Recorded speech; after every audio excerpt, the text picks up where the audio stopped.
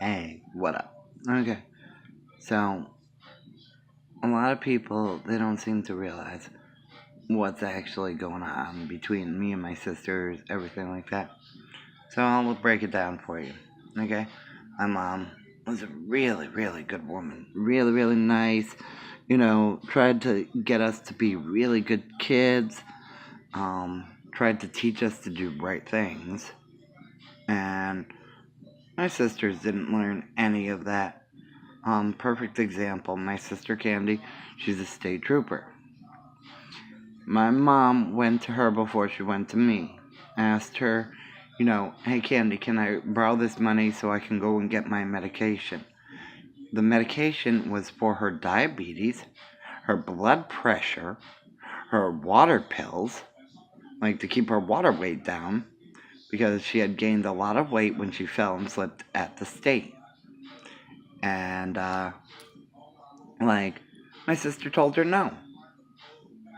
So when my mom came to me, I'm like, sure, like that was me. I always sat there and helped my family out. Okay. My sister Candy has always been selfish, self absorbed, always wanted her, like a handout. Always wanted people to feel bad for her and, to think of her as like this great person. And she'll lie through her teeth. Like the whole thing with my mom's house, she had it appraised several times to have it devalued. Okay? It was worth over $287,000. Okay? Worth a lot more than the house she moved into.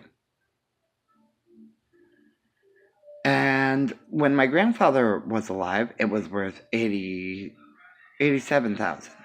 Okay? When my mom got it, like that's what it was appraised for. Okay? When she passed away, the increase from it, okay, because I had put all that work into it, put in such things as ceiling fans, painting, putting a new roof on, the whole 9 yards. Like, all that money came from me. Me! Not my sister Candy. She didn't put 1 cent into that house. Okay? So it was appraised at $287,000. Okay? The house she's living in right now only worth $200,000. So my hard work, my money went to a good use. It increased the value of the house. So she devalued it past the point, okay, of what I had put into it. She devalued it past the point of what my grandfather put into it. So she not only did she drag my hard-earned work through the mud, like just threw it aside like it was shit, but she did the same thing with my grandfather. Because my grandfather had put work into that house. And no one seems to understand why I'm mad and why I'm not willing to let this go. And then no one wants to actually do the math of like what she took from me when I got my Social Security. Doesn't take a rocket scientist, and it doesn't take like anything other than some common sense. If you do the freaking math, like you'll see, I'm not the one lying. And she's a pathological liar. And she tried to make my Aunt Kelly and my cousin Chrissy feel sorry for her. I almost lost my job. Meh. So what, you conniving, manipulative bitch? You deserve to have your job taken away from you. That shield, that gun, has gone to your head. It really has. You've turned your back on somebody who took care of you, made sure you had clothes on your back, paid your car insurance, paid for your first car, paid for the food you ate while you were at mom's house. The house that wouldn't have been standing if it hadn't been for me. And Like, no one sees anything wrong with this? No one in my family has come to me and gone, you know what, Adam, you're right. You're actually right. She is selfish, self-absorbed, and something needs to be done about her. Not one of you. And you wonder why I feel like I'm alone in this world. Why I feel like you threw me aside like I'm trash. I sacrificed my youth. I could have gone to college just like her. But instead I did the right thing and took care of my family.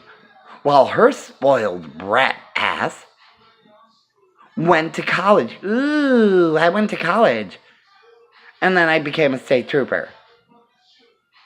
Like, get a grip.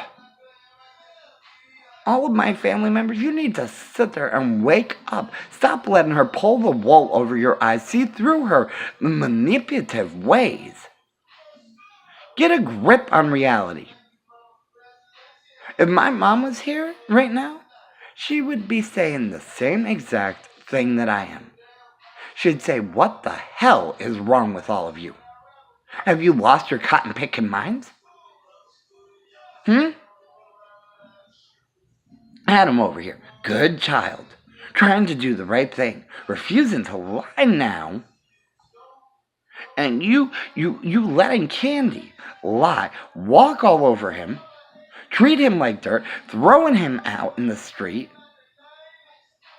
And all of you sticking up for her, going, oh, do you know how much trouble you got her in? Do you know how much trouble she needs to be in? She needs to be locked away. They need to lock her away for life. Slap those handcuffs on her, throw her behind bars, and never let her see the day of light again. And if no one can understand this, that she is only out for herself, and she's trying to make you all feel sorry for her, like, then you know what? Maybe you all should not talk to me. Not one of you.